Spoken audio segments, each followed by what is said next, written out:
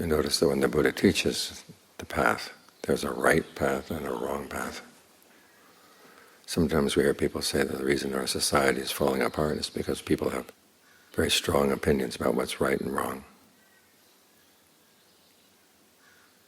It's not so much the question about having a strong idea about right and wrong. The problem is using your ideas of right and wrong in the wrong way. Use them to beat other people up. That's wrong. Look at the precepts.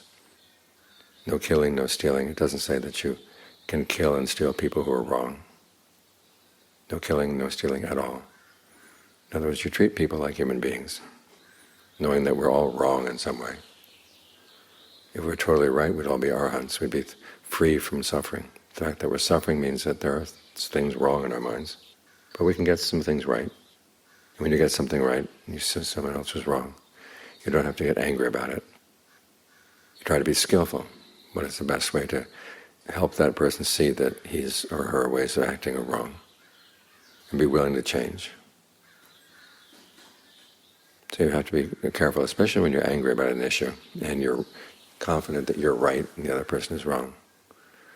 How are you handling right and wrong? Can you handle them in a diplomatic way? Can you handle them in a persuasive way? That's the right way of dealing with right and wrong. One of the reasons why we meditate is to help us get out of our anger. When anger arises, you have to remind yourself that when you're angry, you tend to do stupid things. You feel that your being right gives you special rights. Well, no, it doesn't. Buddha has you remember that the nature of human speech is that there's true speech and untrue speech, timely speech, untimely speech, beneficial, unbeneficial, kind, unkind.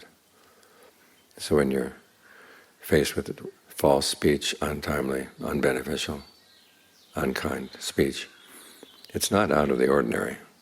This is the nature of human speech. It's all over the world. You have to figure out how to deal with it in a skillful way. Your being right, as I said, doesn't give you special rights. It means that you have to learn how to use your rightness in the correct way. When you think in these terms, you think in terms of the need for harmony in the world. Then you're more likely to handle the issue of right and wrong in a way that's actually productive and not just divisive. So when you're angry about something, remind yourself, okay, I've got to get this anger under control. This is why we step out of our normal narratives by getting the mind into concentration.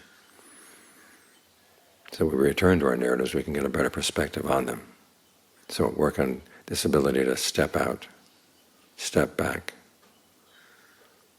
be quiet for a while, and then look at that situation from outside the anger. And you're more likely to be able to think of the skillful thing. The problem with anger is that it narrows our perspective. We suddenly have blinders on. And when you look at things with blinders on, you don't get a true perspective on them. You have to open your gaze. And that's what the meditation is for. This is one of the reasons why we develop an all-around awareness. So you can look at what other people are doing and also look at what we're doing. And realize, okay, we're responsible for what we do and say and think, so this is where our attention has to be focused. If each person focuses on his or her own responsibility like this, then the world would be a much more harmonious place. So you can't wait for other people to do that. You have to do it yourself. You have to start. And then whether people pick up on your example or not, that's something you can't control. But remember, you can control your own speech. You can control your own actions. So try to exercise intelligent control, kind control, effective control. And in that way you handle the issue of right and wrong in the right way.